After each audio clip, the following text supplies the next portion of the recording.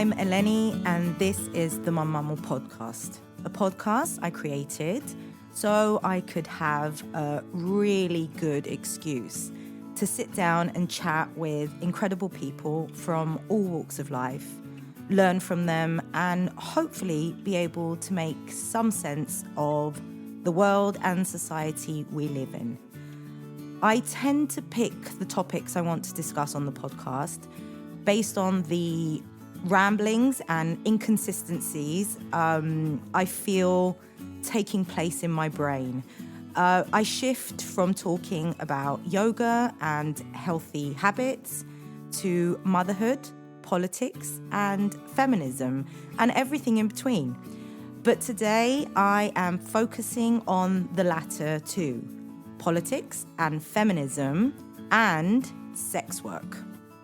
I love few things more than being amongst women, listening to their stories, their experiences, their motives, their activism. And I love it more when they push the boundaries and make me rethink issues I would probably otherwise really never shift on. So when I bumped into today's guest a month ago, and she challenged me on some of my feminist positions, I wanted to know more. She is the director at the Mediterranean Institute of Gender Studies. She has over 18 years of experience in research, policy development, and policy monitoring and evaluation, with a particular expertise on gender equality and violence against women. She holds a bachelor's degree in political science and a master's degree in international politics with an area concentration in the Middle East. She is Susana Pavlou, and she is on the podcast today to argue against the sex trade, to talk about the divisions within the feminist movement, and to give her explanation on the rise of the far right and how we can combat it. Thought-provoking, challenging, and bound to ruffle some feathers. Here is the show.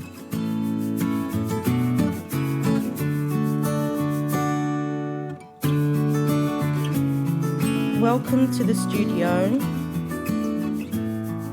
I'm recording. Thank you for having me, Eleni. Yeah, well, you've been on my list for 3 years. Really? Yes. Well, you don't know it. I know it. So I'm really happy to have you here. I'm very happy to be here. We've got a lot to discuss. We're going to try and jam-pack it all within an hour and so. Don't know if we're going to manage that, but we will try. Before we get into the good stuff, your job is pushing for policies and changes, right? Yeah, so... You'd say that. Come close to your microphone. Yeah, so my job, it's as director of MIGS. I've been there for 18 years. Wow. It'll be 18 years in April. I think it's 18 years or 19 years. I can't remember now. It might be 19 years. I think it's 19 years. Oh, no. Okay. So I joined in 2005, and it's the Mediterranean Institute of Gender Studies, for those who don't know, where I've been for the last almost 20 years. We work mostly at the policy level, but legislation, policy, training, education, awareness raising, information, and also in research, of course, because that's the basis of everything. Without data, without research, everything has to be based on evidence. And so all of the work that I've just mentioned, policy advocacy, education, training, awareness raising is always evidence based. So everything that we do is sort of based on that. So where there is no data, we collect the data. Okay.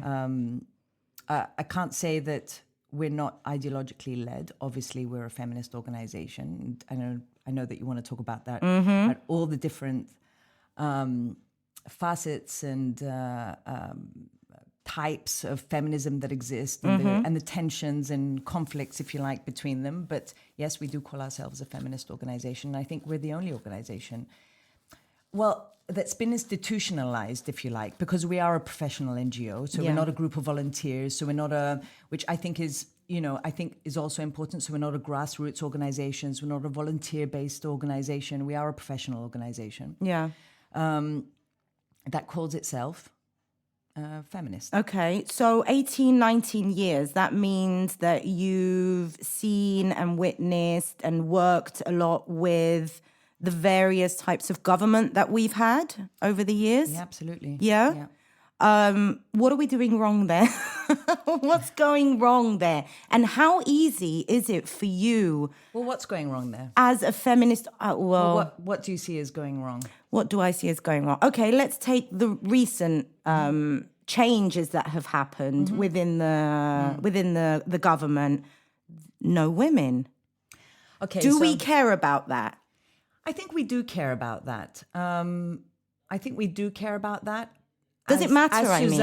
As Susana, I care. It is not the hottest topic for me, but I do think it's important because I think, when we talk about equality, when we talk about women's rights, when we talk about women's representation, whatever that might look like, because it's not just women's representation in political life, but it's also women's representation in public life, in economic life, in the family, in the community, in civil society, right? So there's very, very many ways that women are active citizens, right? It's not just through politics, but politics is also important. So if we look at it,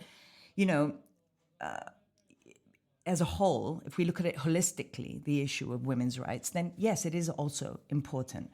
But to come back to your question, what are we doing wrong? I don't think it's, I think we've achieved a lot, right? If I look at it back, because you're putting me now in a position to sort of reflect over the last 20 years or so, let's say, I'm going to round it off.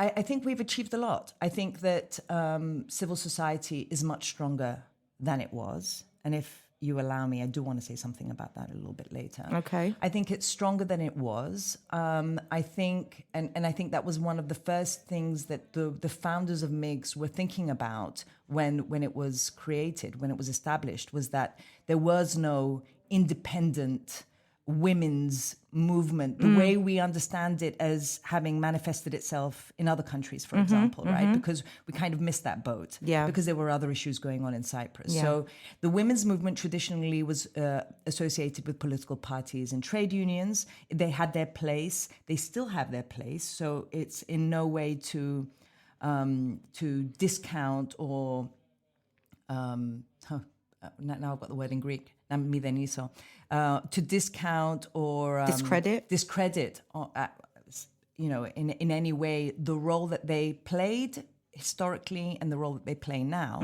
But we do have a more sort of burgeoning human rights activism happening in Cyprus, and I think your podcast has done a lot to platform the different and plurality of voices that we have working on human rights in Cyprus. So I think we've achieved a lot. In what way? So if I think back, at least if I talk about my organization, what are the issues that we were working on and that we continue to work on? One was violence against women and girls. So I would say that is quite the bulk of our work. We work on other issues as well, like gender equality in and through the media. We work on the rights of migrant women. We work on trafficking in human beings, mainly on trafficking in women for sexual exploitation, but we've also looked at the issue of labor exploitation in domestic work, for example. Looking at social policy in terms of sort of care work, a lot of the issues that you also talk about sort of unpaid care work, domestic work that women largely So with that, I think... If I look at that, if I look at all of those different issues, I think that we can say that and women in decision-making, obviously, which is what you brought up. Yeah. So if I look at all of those issues, I think that we've had a number of successes. Okay? Yeah. So if I look at violence against women and girls, yes, we have. And when I started out, we wouldn't even say the term violence against women. We wouldn't say it. We'd say domestic violence or violence in the family, because it was considered, not too feminist to talk about male violence against women, right? And I remember the first time I heard, and actually it was a man. It was Ionas Nicolaou. He was an MP at the time. Yeah. No, he was minister at the time. Just as I think a few months after he'd taken office, he came to Parliament, to the Human Rights Committee, where we were discussing domestic violence, and he said violence against women and girls, and we were just like, so which is. Where we started, the discourse started to change, and then policy started to change, and then legislation started to change. Now we recognize femicide in our legal framework. I think on a legislative level, perhaps on a policy level, and we have seen some changes, mainly on violence against women and girls, but on other issues as well. Now we can see there's more, plurality in media representation of women. Still have a long way to go. Very long way. We have seen, policies around care leave, paternity leave. Some of it is coming from the European Union, but some of it we've done ourselves. Yeah. We managed to, we'll talk about this a bit later, but to criminalize demand. So the buyer of victims of trafficking for sexual exploitation, which was something that we had taken on as MIGs. And we worked with mainly one MP, Christiana Erotokritou, who took it on board. And after 3 years, it passed. Right? And we're one of the only countries that have strict liability for buyers of sex acts by victims of trafficking. Wow. So I think, we achieved a lot. And when you say that we worked with many governments, we have. And it's always been a very fine line for us to have that critical voice, but at the same time to have a seat at the table wherever we can, in order to influence policy. We've also often been criticized for not being critical enough. And then on the other hand, that we're too critical. It's always been a balancing act for us, because we want to ensure that we're not just shouting in a void, right? Yeah. But that we also have influence and impact on legislation and policy and generally on policy implementation and so on. So that has always been a balancing act for us. So on policy level, legislation level, changes have been made and are being made, and you are working towards certain goals. What about on the ground? What about within society? So within society, we work on legislation and policy, but we also work on a good chunk of our work is working with young people. Right? So working in schools in two ways. One, not in two ways, with two goals, if you like. One is the eradication of gender stereotypes among young people. Is that part of sex education? Partly. It is partly around. So it could, with the goal of, how they, in terms of subject choices, how gender stereotypes affect the decisions that young people make about their own lives, right? So be it career choices, subject choices, activities, and to ensure that the life decisions they make are free from any gender stereotypes and gendered expectations about what they should or should not be doing. Can I ask you something on this? I mean, on an educational level, we could say that women are going more into like STEAM jobs and areas, but and that educationally girls do better than boys all round. But then later on in life, there's a dip. Yeah. What can we do about that dip? And if you could explain what that dip is, why there's a downhill. Yeah, so what that dip is. So, we started our work in education around gender stereotypes and how it impacts activities, choices, behaviors, and so on, right? And I have to add, but also how it influences their relationships, relationships with their peers, relationships with boys, and so on. So we work with boys and girls systematically, I would say, since 2006. So that's part of our sort of work on the ground. So what happens? So we know that girls are outperforming boys all round. Okay.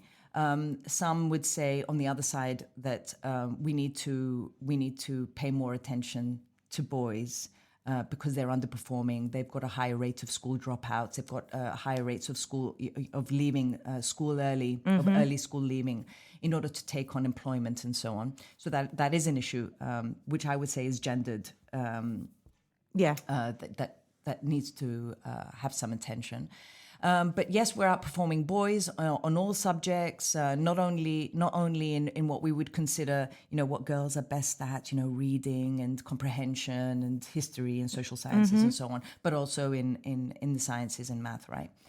So that is not reflected yet in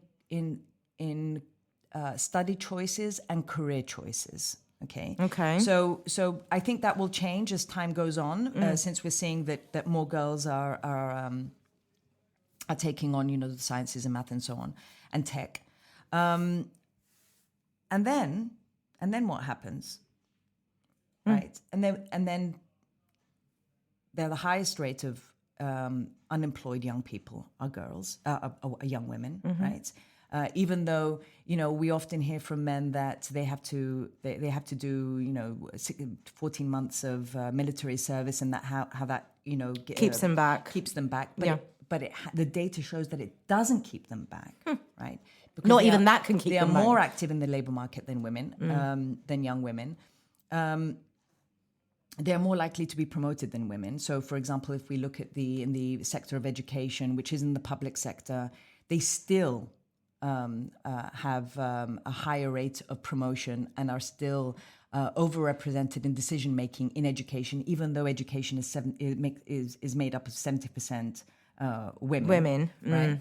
So we still see that there's a gap, sort of this what we call vertical segregation, where men are overrepresented in decision making and in the decision making hierarchy of a particular sector, even that sector which is a majority female driven, is female driven, right, or predominantly female driven. So what is happening? I think it's plain old, classic traditional sexism and gender stereotypes in terms of promotion practices, hiring practices, and so on. I think that's happening a lot more than the data is showing because of lack of reporting. Oh wow! Okay. I think that women are less likely to put themselves forward and to demand better pay, better working conditions, better contracts.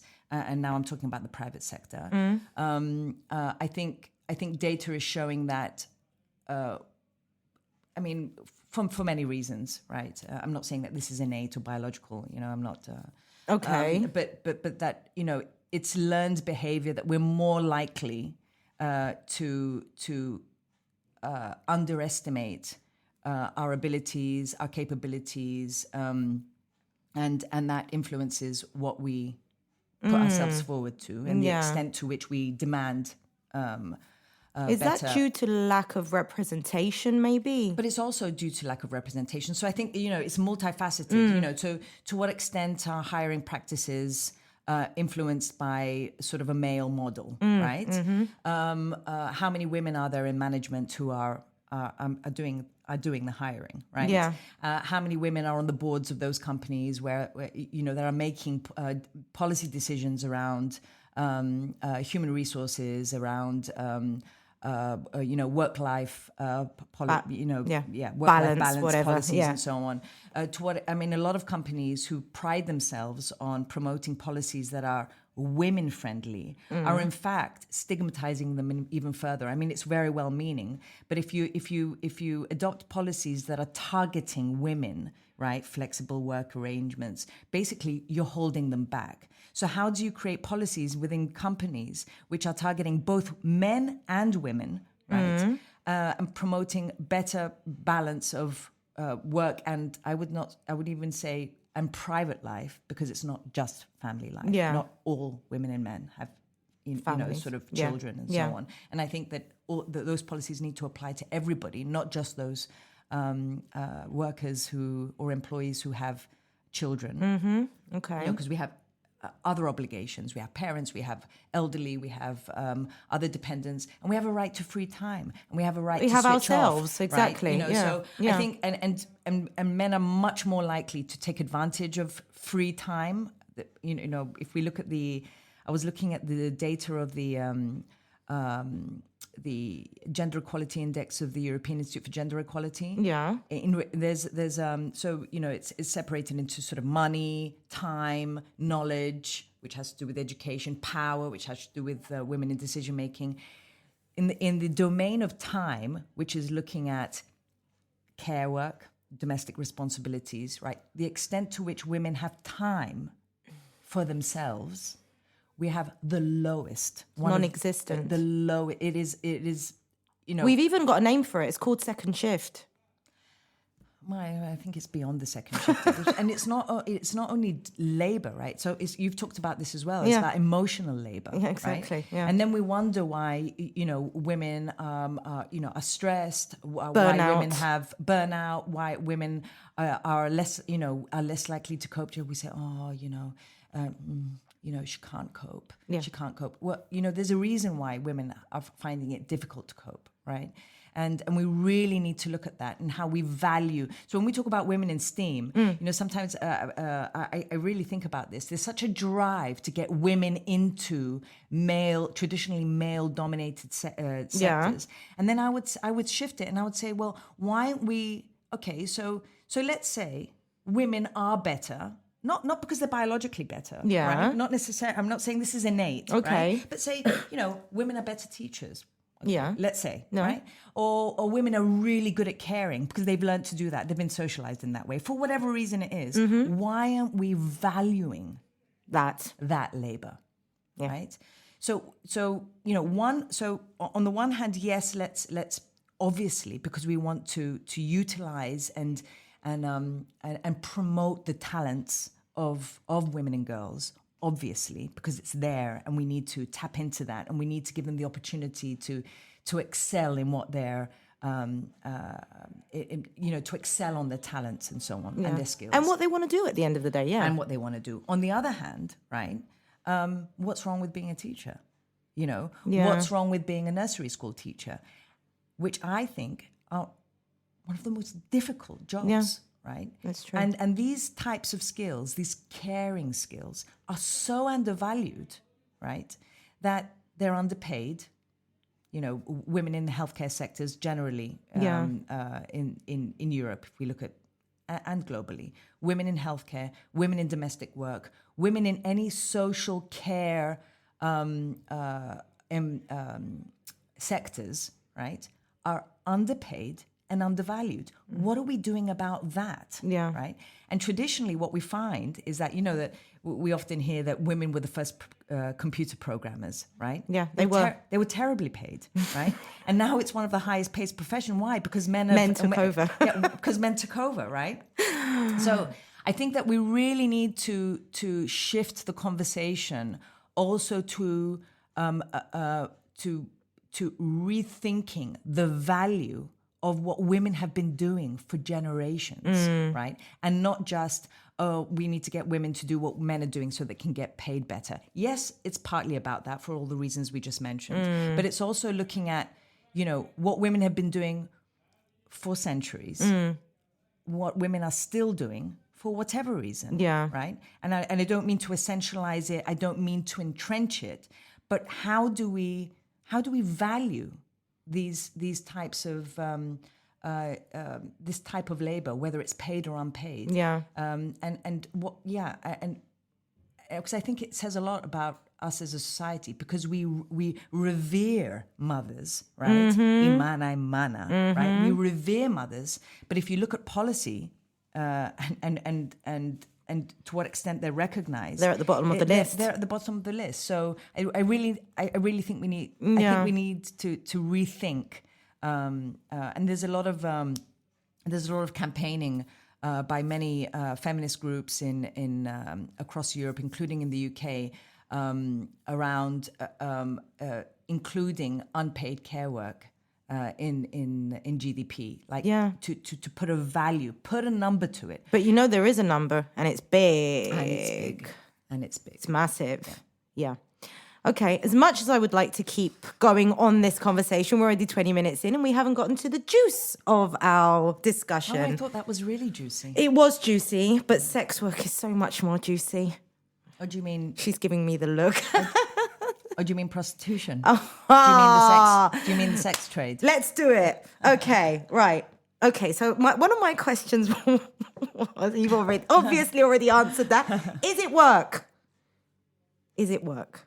I've just read a whole book that you've got right in front of you called Revolting Prostitutes, The Fight for Sex Workers' Rights. I immersed myself in this book over the holidays in trying to prepare a case for sex work.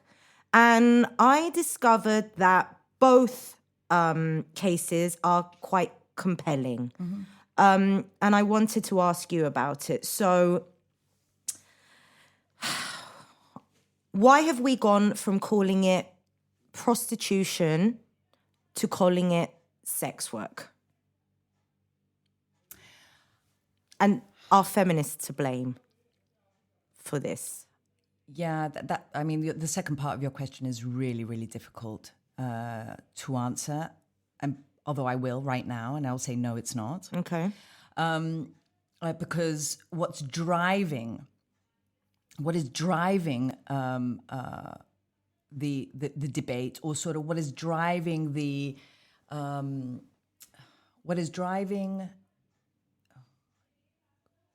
I've lost my train of thought.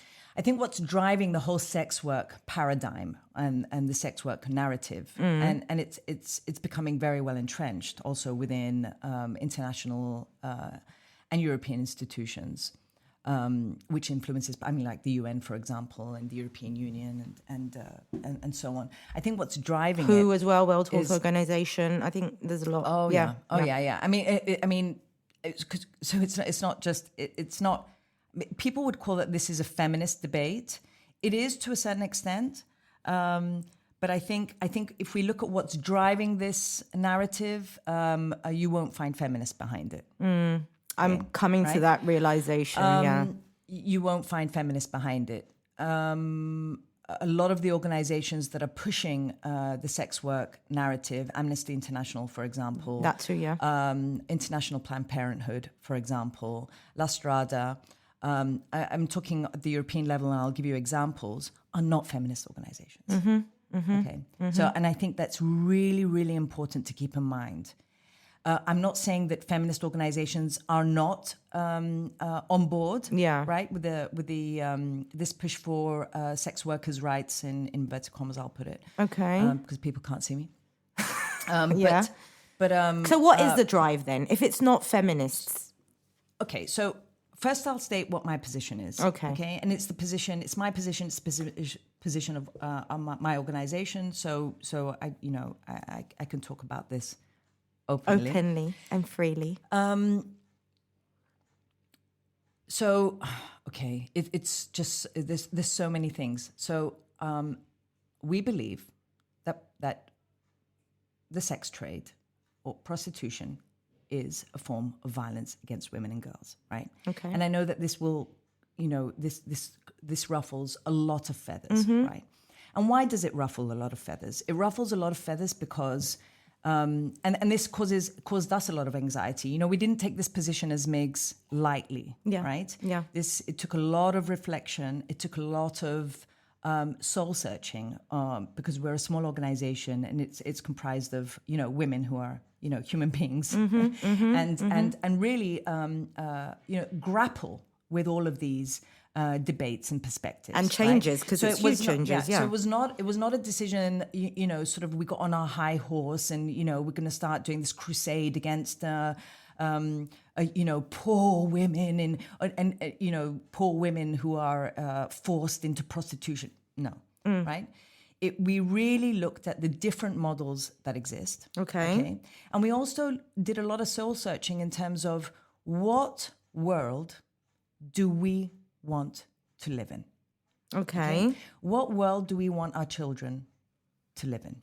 Okay. Mm-hmm. And this might sound really, because, often like, oh, Susana, reality check, prostitution is the oldest profession in the world and it can never be eradicated. No. Why no? It can never be eradicated. But Okay. it can be reduced. It can be Controlled. destabilized. No. Oh, no. It can be destabilized. Okay. It can be reduced. Okay. And if it's reduced, the harm will be reduced, right? And we can start rethinking what are the driving forces? What are the root causes of prostitution? Okay. Right? So what drives women's inequality? It's women's inequality. Okay. Did I tell you that it's women's inequality? And if I want to live in a world where women are truly free and equal, then, right, it is incompatible with prostitution and the sex trade as it exists. And no amount of regulation or control will make women safe in prostitution, because prostitution is inherently violent and harmful, right? So when you asked the question in the poll, because I was thinking about it, you told me that yesterday, a few days ago, you asked, right? Yeah, I asked, for those that don't know, I asked in a poll in my stories, what do you think? Should sex work be decriminalized and made safe? Is it a gift to violent men? Or I do not know enough, I cannot answer. Okay. 58% said decriminalize it and make it safe. Right. Because you are linking decriminalization only in your question, so I would say it was leading, right? Inadvertently. It was right? a small I thought box. about it. I was thinking about it later, right? Yeah. And I was like, okay, so because we are linking decriminalization with safety, Yes. right? And decriminalization, particularly full decriminalization, right, is not necessarily safe, right? It's not.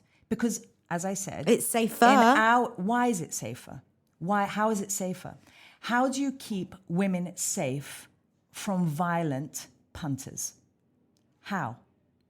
Through full decriminalization, where it happens with the blessings of the state, right? And pimps are businessmen, and brothel owners are employers. There would need to be, what I've understood is there would need to be a systemic change for that to happen. So we want systemic change in order to normalize unwanted sex. So to normalize the buying of consent with the exchange of money, because that's what it is. It is unwanted sex, because sex, as I understand it, is freely given because, because we love it, right? Because it gives us pleasure. Right? Some would say that you're putting too much emphasis on what sex is. It's almost like it's a symbol instead of just something that transaction. So we want to turn sex into a transaction where and turn it into something that we can exchange for money, because we need to give mostly poor, underprivileged, disempowered migrant women the opportunity to make a buck, right, within this system. And we think that if they pay Social Security and if they have access to healthcare services, we are making them safe. And they have trade unions and rights. Because the data shows that even when there is full decriminalization, women in the system of prostitution have experienced unbelievably high rates of rape, sexual violence, and physical violence. This is something that I've come across. That they experience from the buyer or from the client, if you want it, within the sex work paradigm, cannot be eradicated by full decriminalization. In fact, it might make them more unsafe. You said data. I've heard this more than once. There is data to show that in countries, do we know which countries it's tried to be decriminalized, or is it the? And this is the other thing I want to make clear to Yeah, the yeah, listeners yeah. as well, right? Where we're looking at, okay, there's three models, let's say, to simplify, right? There is full criminalization. And when we talk about full criminalization, we're talking all prostitution is criminalized, meaning that the women who are the most vulnerable are criminalized. Exactly, yeah. And when they're criminalized, yes, they experience an increase, unbelievable stigma, institutional violence from the police, they're more likely to be incarcerated, experience violence in prisons and so on. So that's full criminalization is every aspect of it is criminalized. And that, yes, is very harmful to women who are in the And sex there's a trade. name for that, isn't that? Carceral feminism. Is it really? I read that as well, yeah. So that's full criminalization. Okay, that's one model. That's yeah. one model. Then we have the model, the full decriminalization, where all aspects of the sex trade are decriminalized, right? And then we have what has been termed, that whether it's the Nordic model, yeah. the Swedish model, we call it the equality model, right? Where basically you're demanding where the punter, right? Yeah. The demand, the buyer, right? yeah. The buyer is criminalized, Yeah. right? And the woman is completely decriminalized, Yeah. right? And at the same time, if it works properly and over time, because this is not panacea. We're not claiming it is, right? It is because there is no such thing, right?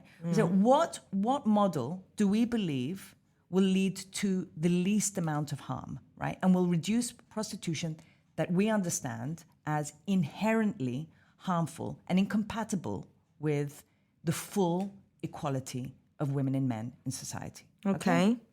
So then we have this Nordic model, which it has various aspects. One is criminalization of demand, obviously pimping, brothel owning, and are also criminalized.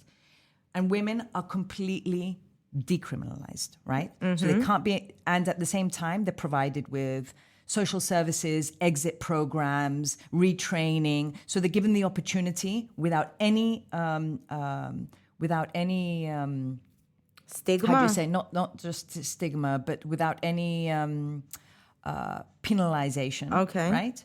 Are provided with exit programs that will allow them to exit the sex trade in a safe manner and in a way that is sustainable. Okay, so ideally that's how it works. Yeah. Right?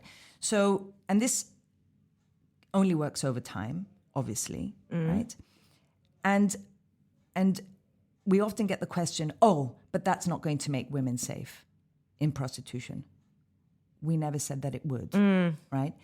Will it make women safer in prostitution? No, because prostitution is inherently harmful, right? And already puts a women in a situation where, and the data shows this, right? Whether it's happening in Norway, where they have the Nordic model, or whether it's happening in Germany, or whether it's happening in New Zealand or in Canada, right? Women in the sex trade are vulnerable to violence by punters and pimps. Okay. And right? It's inherent. It's difficult to ignore the data because it's there. We've tried it and it's there. But the Nordic model can reduce the amount of prostitution. So indirectly, there'll be less women in the trade, and so less women who will experience violence in prostitution, right?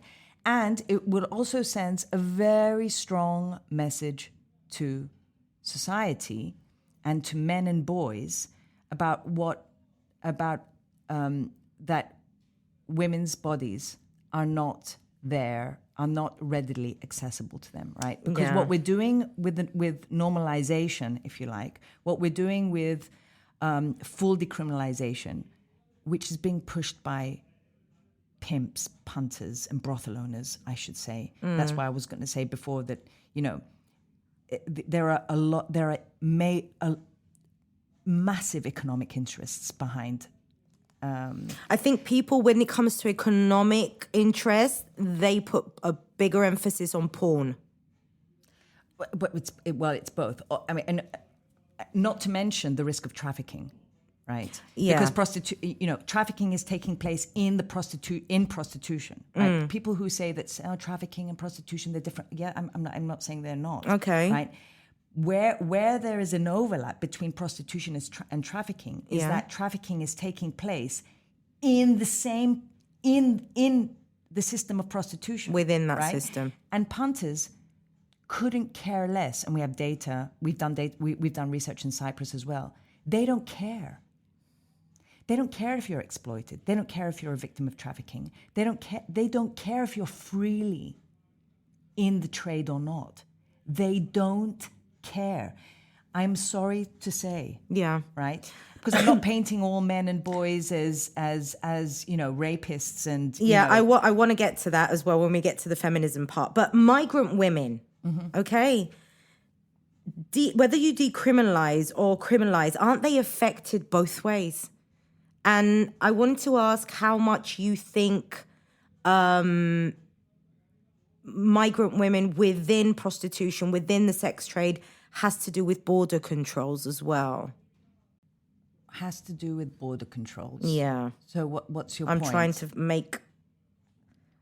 trying to make sense of my notes here, which I can't because they're written in pencils. Now, the majority in Europe of women in prostitution are migrant women.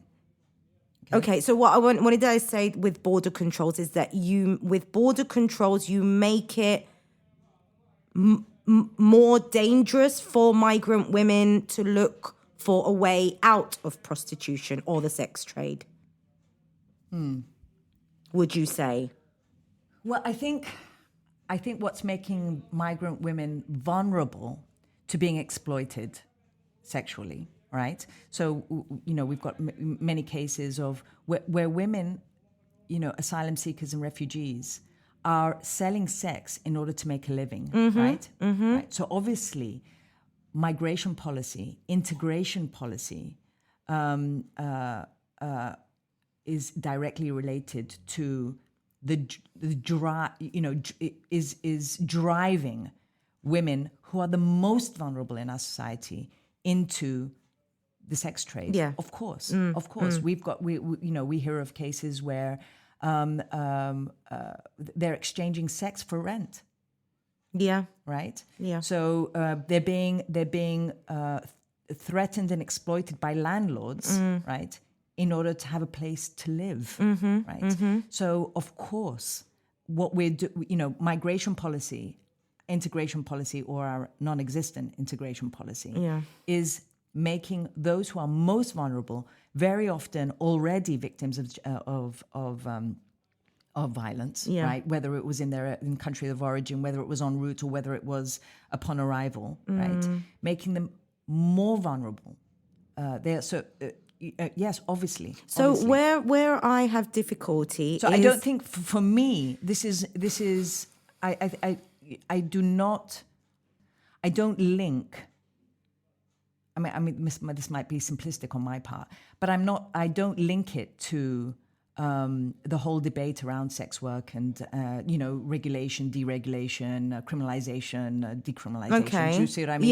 Yeah. I think this is, migration policy, integration policy. Yeah. Is it making women more vulnerable? Of course. Is it pushing women into prostitution? Of course. Is it making women more vulnerable to trafficking and sexual exploitation? Of course. Of course. Yeah. Right? I don't think that decriminalization is the solution. The solution to that. Obviously, what? So yes, leave them vulnerable. Create conditions where they're desperate and are forced in inverted commas. I'm not not where they're pushed into prostitution. So let's make prostitution safe for them. I mean, how does that work? Right. Well, I don't know if they should have been safe to begin with. Okay, right? Fine, but that isn't that. So how do we address the vulnerability? So we're saying we're okay with inequality. We're okay with our shitty migration policy, right? It is. Our shitty integration policy, the lack of protection and services for women and girls who migrate to Cyprus, whether they're undocumented or documented or whatever, right? So instead of addressing those conditions that push women into this industry, right? We're just going to make the industry safe. How is that going to work? And I repeat, this industry cannot be made safe. Because it is inherent to it. It is inherent to the interaction. And I would go a step further and say that you're paying for unwanted sex, right? And then buying consent. Yeah. Okay, people might find that a little bit extreme. Fine, right? But No, you're entitled to your opinion, and I feel that a lot of people would agree with you on that. Yeah. So I think what we need to look at is really addressing those conditions that, because people will say, oh, a lot of women choose to be there, they're making a lot of money. Well, okay. And we're talking about so the case I would make. Okay, so there's a migrant woman down the road from me. She has 2 kids. She's a sex worker. She says, I get to choose my schedule. I get to be able to pick up my kids from school, cook for them, do whatever it is that I do. And I get to make more money than I would cleaning your shitty toilets. What do you say to that? Why is it? Because the alternative for her is cleaning This is the realistic situation. Because the alternative for her is cleaning our shitty toilets, right? So what, okay. So, and I would say the geomandis, okay? I am not I'm not here to judge other women. Yeah. I'm not some kind of, I'm no prude or, well, that's what we get. You get a lot if you say that you're against it. You're a prude. Yes, and that we're not listening to them. We listen to survivors. We listen to women who have exited prostitution, who are fully on board with the equality model or the Nordic model, or because they talk very openly about the harms of prostitution, many of the harms that they only came to terms with after they exited.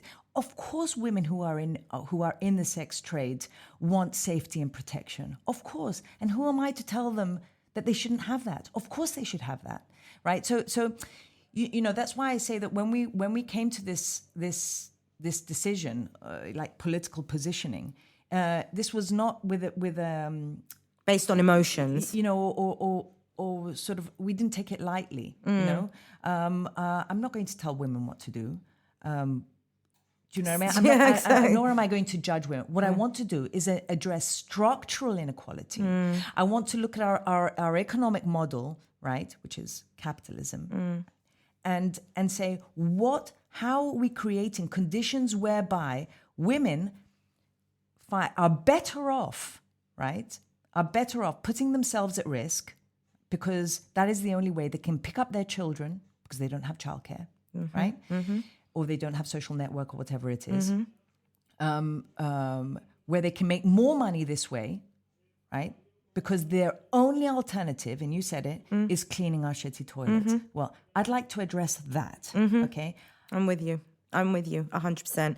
And also, I was going to say, and trying to move on to my next subject, is when you say, or when other feminists like you say, or women who have worked with survivors say that this is, to put it simplistically, bad for women, I feel that we must pay attention to you, because you are the one who's sort of like mitigating between what me, the feminist, in my ultra-privileged position of sitting down and having discussions with you, with the migrant woman, the vulnerable woman, the poor woman, the woman of color, because adding to what you said now is also racism.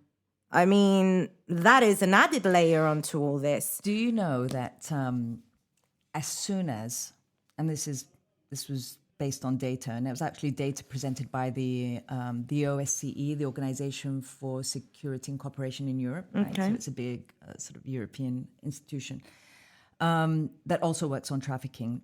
And they've collected data, not on trafficking. So I want to be clear. What they found was that as soon as the war broke out in Ukraine. Okay, so 3 years ago. Demand went down. No. It went up. One of the Demand for what? demand for Ukrainian women by male punters increased. It hit the roof. What the? Okay. So, and I think this is really indicative. Men don't care, right? Yeah. And it's a gift. It is a gift. You completely let them off the hook. You tell them that women are fully accessible to them. And I'll give another example, which I think is we really need to think about. So when this data was released, right, and I don't remember the exact details of it, but it was basically around porn sites and escort services and sort of online prostitution platforms and so on. Okay. That the demand for women from the Ukraine hit the roof on day one of the war breaking out. So they were, immediately there was the impression of availability of women fleeing war and that they would be available for prostitution Because they're vulnerable and they need. right? Yeah. And men were lapping it up because this was it was one of the first things that they were searching online, and this is really worrying. This is really worrying, right? And does it mean that there were more that Ukrainian women entered the sex trades and that were not necessarily? What I'm saying, what I'm looking at is I'm talking about demand. Yeah, right? yeah, I get and it. How demand for women from the Ukraine hit the roof. I didn't hear that when the war first broke out. What I did hear was about surrogacy. Many women who were surrogates were all of a sudden trapped there, and women from the Western side couldn't get their babies. I don't know if we'd have time to go into surrogacy, but I did want to ask one thing. Couldn't charity, because I know your position on surrogacy, more or less along the same lines as what we've just talked it's all about. linked. It's all linked. Okay. Is there no such thing as charitable surrogacy? Oh, you mean altruistic surrogacy? Yeah. Again, this is another issue that I did a lot of. I had to really. It was not a decision taken lightly, right? And this was one of my questions. So the women in Europe who first put surrogacy on the political agenda, on the feminist political agenda, were Swedish women. Obviously, they had already, they were the first to promote the Nordic model and the criminalization of demand for demand for prostitution. And then they put surrogacy on the political agenda, and now it's become sort of a global movement from. One. It's gone all the way to Hollywood. Yeah. So, and this was really my question. Like, I still grapple with this question. If a loved one asked me, thank God I'm not able to do that anymore. I think. Same. But if I was asked, what would I do? Right. And so it's very easy to put ourselves in a position. Either of a woman being asked by a loved one to carry a child, or on the other hand, to be a woman who is faced with the devastation of not wanting to have, of not being able to have a child. Mm-hmm. I mean, I fully recognize that is it's absolutely devastating when you want children. Mm-hmm, right? mm-hmm. Absolutely devastating. But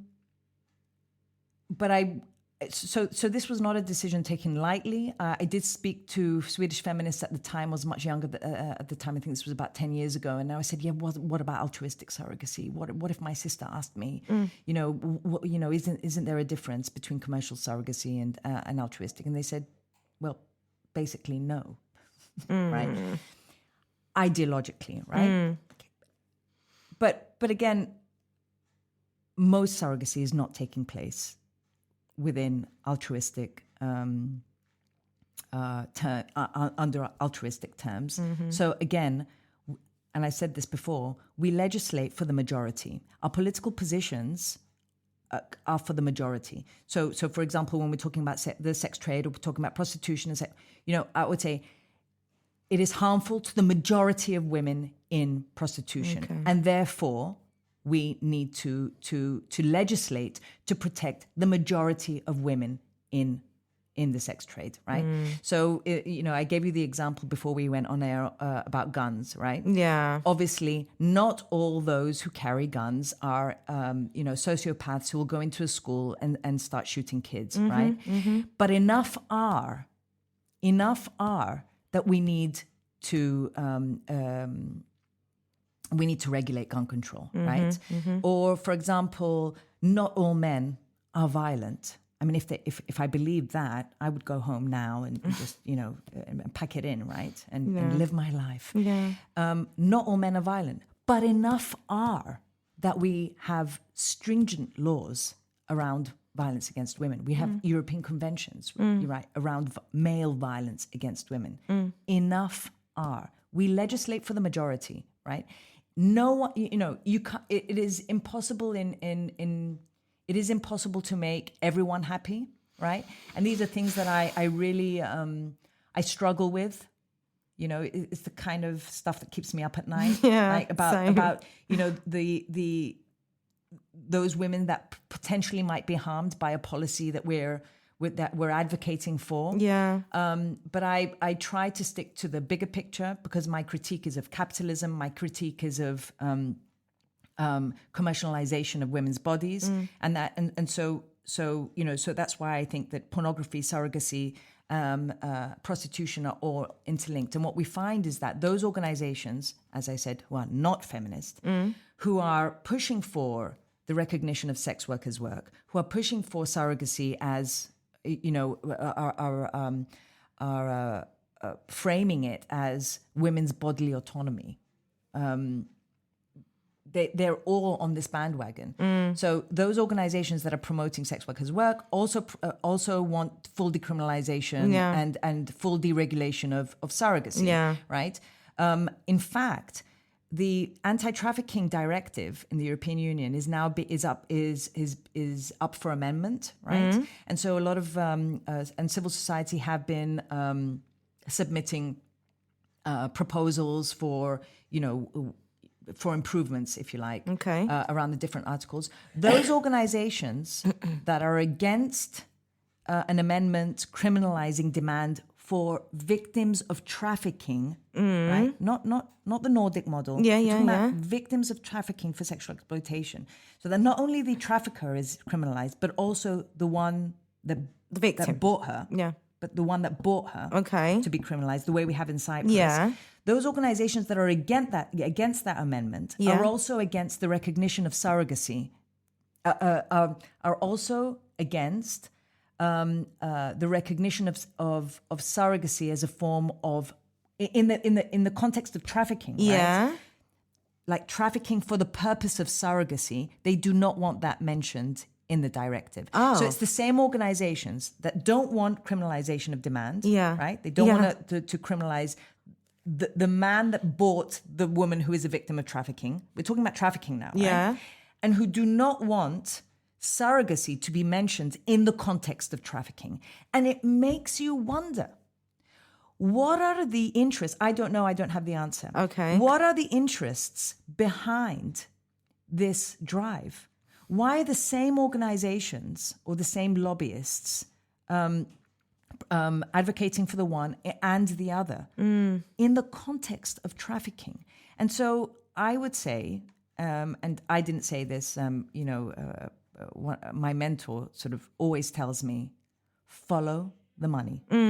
You should always have in mind sort of an economic analysis of what are the economic interests behind surrogacy, egg donation, reproductive technology. Now we're talking about womb transplants. And it's always, lo and behold, isn't it always the poorest and most vulnerable women who we're extracting these quote unquote services Yeah. from, right? Yeah. Ukrainian women, right? Women in India, right? They're baby factories. Do you think that there would ever be a day where women kind of take control of this industry and make it work for their economic benefit? No, because in a world, I don't think so. Because in that Because world, I've got like the OnlyFans thing in my mind now, where women are saying that I'm making money and it's me. But I would exactly. But I would say mine. that all of this is taking place under patriarchy. So any right, it's under a system of patriarchy, under a system of structural inequality, right? And I don't want to make things work under that system. Because at the end of the day, it's not, is it, you know, we're normalizing our own oppression and inequality. I'm going round in circles, basically. Do you see what I mean? It's Yeah. I mean, if we had the power to take control of these industries, if we had that kind of power, these industries wouldn't exist. I mean, really? I mean, and you would say, oh, Susana, you're such an ideologue, you know, this is never going to happen. Well, so be it, right? So be it. I think that's the slap that we get every time. It's never going to happen, and you sort of like pipe down. Yeah, and I'm like, no, I will resist. You know, this is, you know, let me advocate for a world I want to live in. Right? Maybe that's what we need to do more. No, maybe I'm not saying I'm right. Yeah, no, I'm not saying I'm right. And I said, it, you know, these are things that trouble me all the time. Yeah. But I was listening this morning on my way here, actually. Some data has come out from the UK about sexual exploitation of children. Oh wow! And half of those who are exploiting children sexually are children. Oh, for fuck's sake! Okay, so, and I was like, what?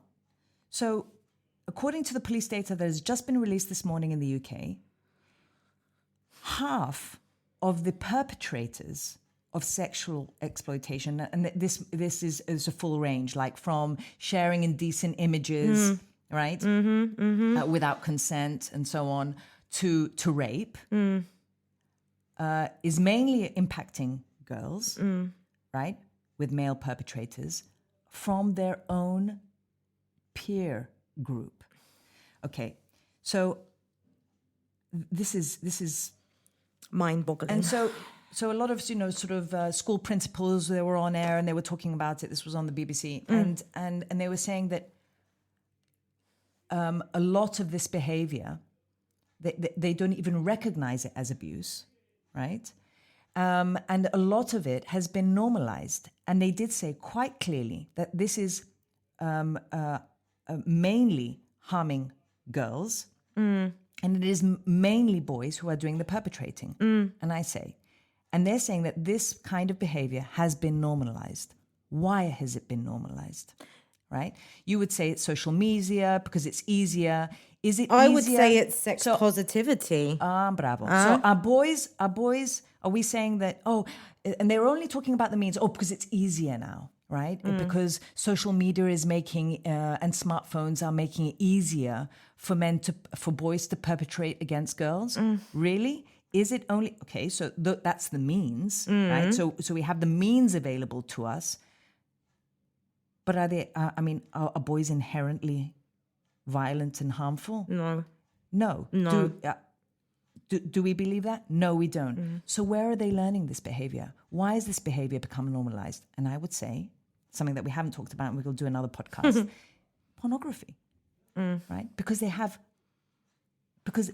porn in their pockets. We've said it a million times. They've got porn in their pockets where this type of behavior is completely normal. They don't even recognize this as problematic. Yeah, exactly. Right? I was going to say, they don't. And they used a term that I found really fascinating. They said the sharing of indecent images or sexual abuse in consenting relationships among young people. And I'm just like, what? So then I thought about it, and so these are relationships between girls and boys, right? Like teenagers, as young as 12, by the way, they said. I've got a 12-year-old. As young as 12. First time he saw porn was when he was 10. I know. I know. Yeah. And actually, his mate's phone. Yeah. Yep. So as young as 10, as young as 12, right? They are engaging in, they have consensual relationships with other girls, you know, girlfriend, boyfriend, And within those consenting relationships, so it's not strangers or you're being cornered in a dark alley or, you know what by I the mean? boogeyman. Yeah. Exactly. Yeah. This sort of behavior is taking place, and the victim doesn't recognize that it's abuse, but they know that they've been harmed. That's all they know, right? And the boys don't recognize that it's abuse because this has been normalized in society, right, and in our culture, and that's why I always say, you know, when we have our other conversations. You know, when we talk about the sex trade, when we talk about prostitution, when we talk about pornography, when we talk, you know, I think it's really dangerous to start saying this exists, it is normal. Let's see how we can sort of we can tidy it up and make it safer. How are we making it safer? So are we going to teach boys? Yes, watch as much pornography as you want, but be careful and don't engage in those behaviors with your girlfriends. How do you do that? Of course, you know, sex education has a really important role to play. Yeah. Okay. I know, you know what? But I'm driving you crazy. Yeah, no, you're not driving me crazy. I really wanted to talk to you about our boys, basically, because as a mother of 3, I find myself in a very difficult position many times of explaining to them, you know, about certain things when it comes to their phones and social media and all that. I mean, we could leave that for another time. Let's go to feminism, though. And one word that keeps popping to my mind as we have talked about all these things is choice. So we've come to believe that feminism is about choice. Having immersed myself in the feminist narrative lately, I've come to the realization, with the help of our friend Julie Bindel, that feminism very controversial figure. She is, and I did say in a podcast that I did yesterday, a solo podcast in Greek, that when you told me about her the first time when we chatted about doing this podcast, and you mentioned her name, my face just went, ugh. Julie Bindel. And you looked at me and you went, have you heard her? And I was like, well, actually, no. I thought about it later and I thought, no, it's what I've heard of her. Yeah. So I went to see. There are a lot of things that I disagree with her, but you cannot ignore the fact that she's done shitloads of work on this. Yeah, her and her partner as well. Violence against girls and women, speaking with survivors, doing all that, you know, boots on the ground sort of thing. But she said something that made me think, and she said we've portrayed feminism as this free to choose. You know, women are free to choose whatever they want. And that's not actually the case. Do you believe that? Yeah. Can you elaborate on that? Yeah. I think she's written a book. I think Julie's written a book about this. But I think, you know, yeah, she critiques choice feminism, right? And I think where, yeah, and she often says as well that, you know, if your feminism is making men happy, then then Do you find that she hates men? No. No, really? No. Okay. No. Maybe I need to watch and read she a bit doesn't. more and of her. And I have to say, just, you know, in case, you know, Julie's a friend and one of the kindest women I have come across in the movement in the last 20 years. Of course, she's been around for a lot longer than that in terms of really boots on ground. Yep. And campaigned on against the you know, the sex trade. It's been one of the issues that she's done extensive research on and written a book about. She came to Cyprus and she spoke about that book. This is, of course, before the trans wars began, and she became involved in that. We can do that another way. Okay.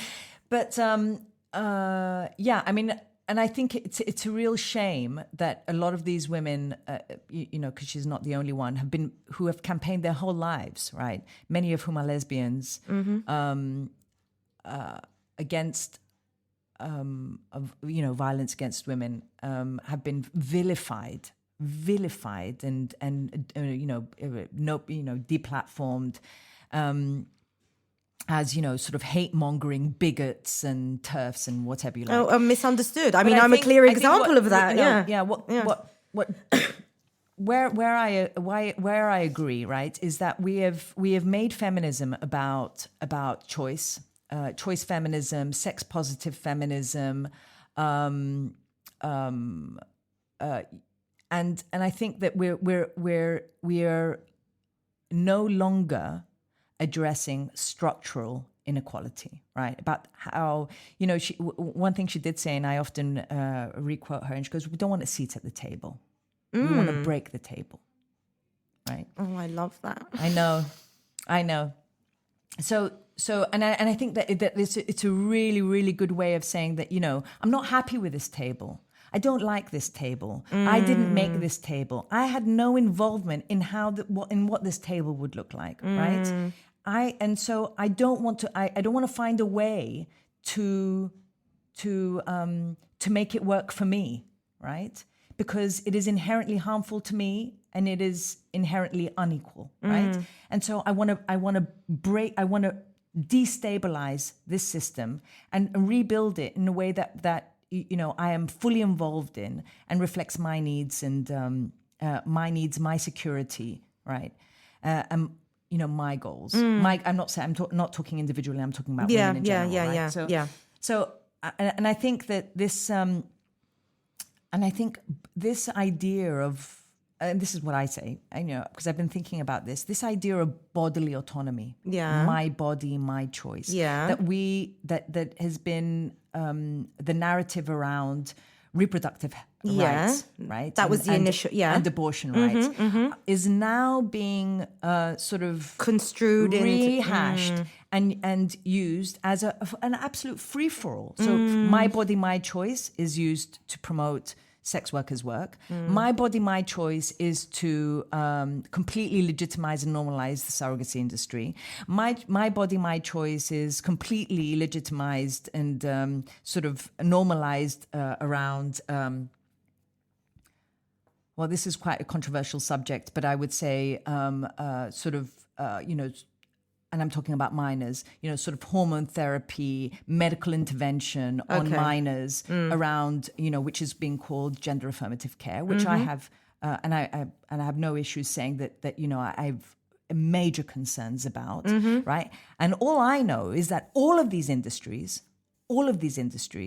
are multi-billion-dollar industries, and we're saying we're fine with it. It's my body, my choice, and I say, right? Under what conditions are we making these types of choices? And of course I am pro-choice. Of course I believe in women's bodily autonomy, but I also believe in women's bodily integrity, right? So I feel that what you're saying is that we've sort of stopped resisting. No. Yes, exactly. Yes. Yeah. We've stopped resisting.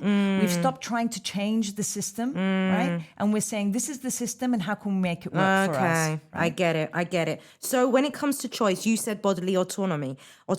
I've got here someone who sent me a message about choice, saying a feminist right to be a traditional wife who chooses to stay at home.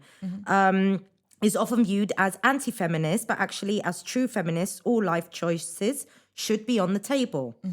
And the other thing that I was told, sent a message about, where there's a lot of pushback and to and fro between feminism, is with the hijab as well, when it comes to Muslim women. A lot of us saying, you know, it's a choice. Is it a choice? It's not a choice. Is it a choice? You know, that's a hard one. And, you know, I try not to, you know, I do not believe in cultural relativism. I think, you know, I think it's a slippery slope. I remember once, because we do a lot of work around female genital mutilation. And in fact, right now we're building a training platform, a European-wide training platform for professionals on how to, sort of for policing, for social workers, for child protection officers, on how to deal with cases of female genital mutilation. Is it true that I heard up to 80% of women that come to Cyprus from countries where this is done? The data in Cyprus is really dodgy. Oh, I have to really? say. So it's very Oh, difficult. okay. Who are at risk. Okay, right, okay. are at risk, and that's and the methodology to because I don't want to make it. I want to be very careful when we say that all these women coming from the methodology looks at countries of origin and and whether the countries of origin have a high prevalence of FGM, and so it's really based around that, and then looking at the number of women who are entering Cyprus who are coming from those countries. These are not exact numbers, right? So it's not hard data. We don't have, but there are women who are living with the effects of FGM. So that there are women in Cyprus living with. The health impacts, for example, of FGM. So women giving birth in Makarios Hospital, for example, or who have health issues that are related to FGM. And then there's the estimation of the extent to which their daughters are at risk, right? But, I would take that with a pinch of salt. So I think we need to be a little bit careful looking. But under no circumstances would I fall for but you're a white woman living in the West and you're, this is a sort of a colonizer mentality that you're going to eradicate FGM, which is a cultural tradition in these societies. And they're not only Muslim societies, and they're in other countries as well. Cultural acceptance of some of these so things. I think, no. Okay, FGM is, there's no. I find it unacceptable to sort of make it, to normalize it in any way. Now they want to say female genital cutting, or they want to say sort of female genital modification. It's What? like no. No. Again, trying to change a bit of the language. Yeah. Again, to change the language, to make it.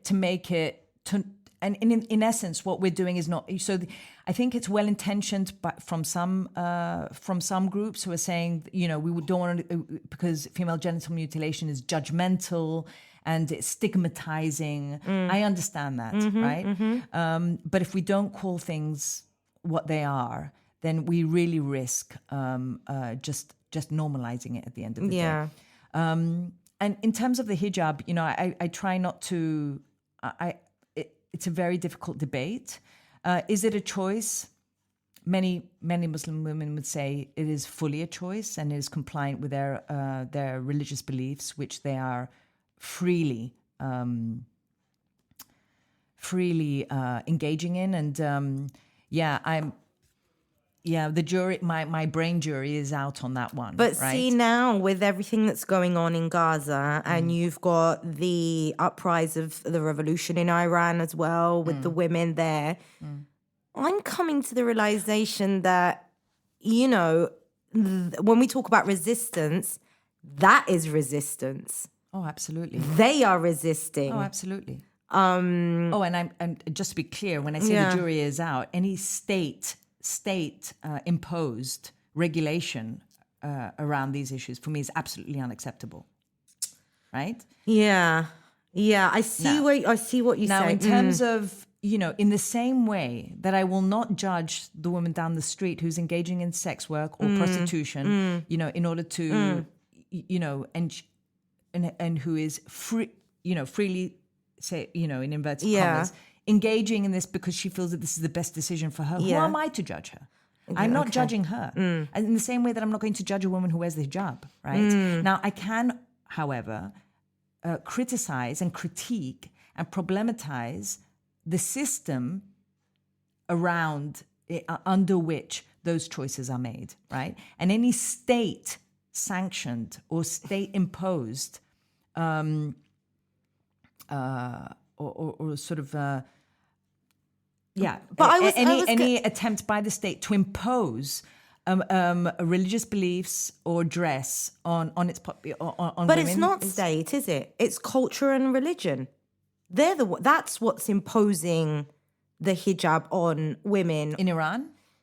I don't know, Well, in no, the that's state. Muslim, That's the government, yeah, right? Because it's a religious-led government. Okay, so why can't the same narrative that you used before about the majority, I work for the majority, I would agree. why doesn't that apply there? It does apply.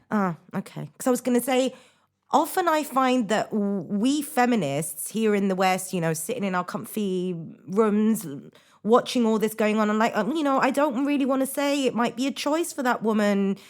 She has every right to wear it or not wear it. But is that the reality? No. No. We do what's socially acceptable. And too scared to sound racist as well, I find. No, and I think that's... Yeah, we can have a whole discussion around that. We're so afraid to speak out, right? Because we don't want to be labeled as a bigot or a prude or a conservative or, God forbid. I mean, yesterday someone sent me an article about Pope Francis calling surrogacy deplorable, and I'm like, right, that's it now. As soon as I go to Eleni's podcast tomorrow and I express my opinion on surrogacy, everyone's going to be like, oh, you see, she agrees with Pope Francis. I'm a Pope loving, misogynist. Yeah, I'm a closeted fanatic Catholic. Oh, do you know what I mean? God. God forbid the Pope agrees with us. Yeah. But I refuse. I refuse to get to be put in a situation where I constantly need to clarify, that I'm not a conservative, or and what does that even mean, and what does it mean to be progressive? And I think one of the things that is really wrong with politics or public discourse today is how polarized it is, right? And so we're afraid not to be called racist if we say, maybe I'm not saying I advocate this or I believe in this, but for example, people might say, well, one of the ways to deal with the migration issue is to have tighter border control. Are all of them racists? Not necessarily. It might be a practical solution to a practical problem. I'm just saying, right? Yeah. Or if we find pornography deplorable, are we all prudes and conservatives? I mean, God forbid. There are many issues that many of my policy positions, conservatives will agree with, right? Yeah. And does that worry you? Does it worry me? No, because if I let it worry me, then I'm going to start justifying myself. I'm going to start diluting what I really believe in. Yeah, I think it represents... It's not my problem if they believe, if they agree with me. What I mean is that I think that exactly is what represents the majority of people and our society. And I think we shouldn't be afraid to speak out. I think we shouldn't be afraid to debate. I could be wrong. Yeah. But if we don't talk about it, how will I know? Well, I think that the best decisions, best political decisions, best policy decisions, and I think a healthy, vibrant, civil society, and I include not only organizations, but, civil society as society at large, is that which can have free and open debate, even on issues that are controversial and that, some people might find certain opinions, offensive or deplorable. We have to have those discussions. Do you feel that maybe, because I feel that lately I'm on sort of like a mission to discover why there is such a gap between opinions that at the basis of it, are agreeable. There's mutual understanding there.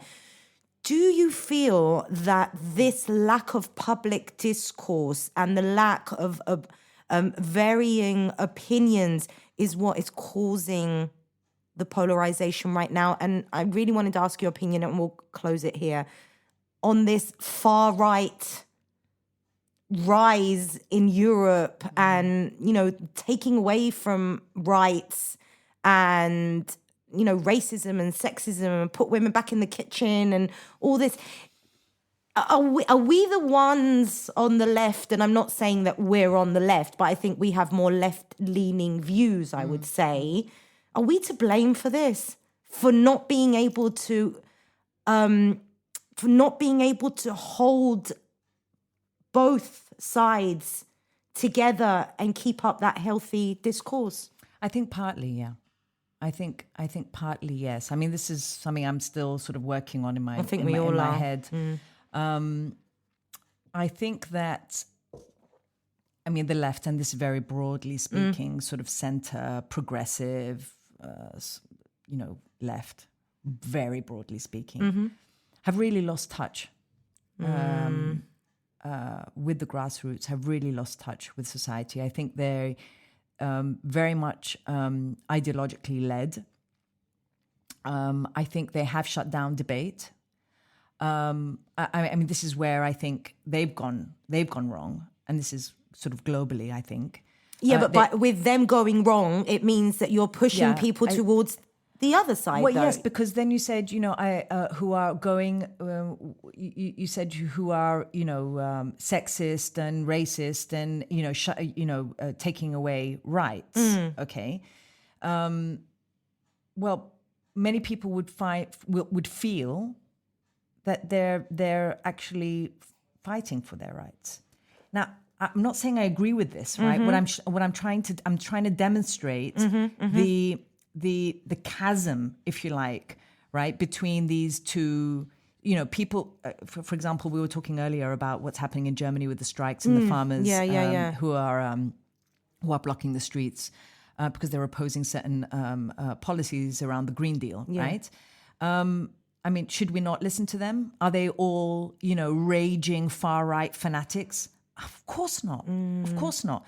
So where, and many of them, I was listening this morning to the radio, many of them are supporting now the alternative right-wing sort of, so what, and one of the things they did say that stuck in my mind is that, it's not that we disagree with many of the goals of the Green Deal. We do. It's just that these decisions were taken without consulting us, and now we're doing it in a way that for us will have a devastating impact. So okay, so who's going to defend us? The far right. They're ready. They're waiting. Look, they are just. And they're going to jump on the bandwagon and they're going to reap the benefit. They're going to capitalize, right, on all of this discontent, right? So I think what's happened, I mean, I'm not an expert, right? So I think what's happened is very simplistically, in my mind, is that we've created a lot of discontent has been created. I think that those sort of center, progressive or leftist leaning governments, very broadly speaking, have lost touch with society. I think that there is a wider gap between sort of the grassroots society, civil society, and power, right? So there's a massive gap where feel that we really do not have any communication say, and we don't have a say, right? So decisions are being made behind closed doors that are impacting us, and this is impacting us in very, very real ways, right? Right, to how we put food on the table and, that kind of thing, our energy prices, And I think this is causing a lot of discontent, which is feeding, whatever we want to call it, or more conservative, if you like. I'm becoming really, really... I don't even find it conservative. Feeling really reluctant to sort of label all these different political forces. I know. I feel but who are supporting now, parties that are, I mean, if we call them some people call them the radical right, the far right, more right-leaning political forces that they feel are defending them. Right, and so then they have free, they gain more power, and so they have they have a platform to also push for policies that we find deplorable, like clamping down on abortion rights, and I really think we need to do a lot of self-reflection, and I think that rather than waste a lot of energy on because I think a lot of the sort of left-leaning or center, whatever we want to call it, they're wasting a lot of their energy on reacting to That. the far, what we understand as conservative forces, the Yes. far right, the radical right, That. the anti-gender movement, whatever we Yes. want to call it, Yeah. right? Yeah. Anti-LGBTQ, right? Time and energy is being wasted. Rather than looking at what do we stand for, how do we strategize effectively in order to in order to bring society back, right? What are we doing wrong? And I think that we should, rather than looking at these terrible evil forces that are rising, someone is supporting them. There's a reason why people are supporting them. I think we need to really look at that and look at where we're going wrong, right? Rather than reacting to them constantly. I'm coming to that realization as well. Yeah. It's taken me a long time, but I'm there. Thank you for making that a bit easier and clearing the smoke. I'm literally thinking out loud. I literally am. Right, so we did an hour and a half. Not bad. Not bad, and we could go on. But we both need the loo. Absolutely. Thank you so much. Having me, Eleni. And I really hope that you'll be here again soon, having more discussions and helping us clear the fog from our brains. And I think this was the introduction, no? Yeah, I think so. Yeah. She said it. You heard her, guys. She said it. Thank you. Thank you. Thank you.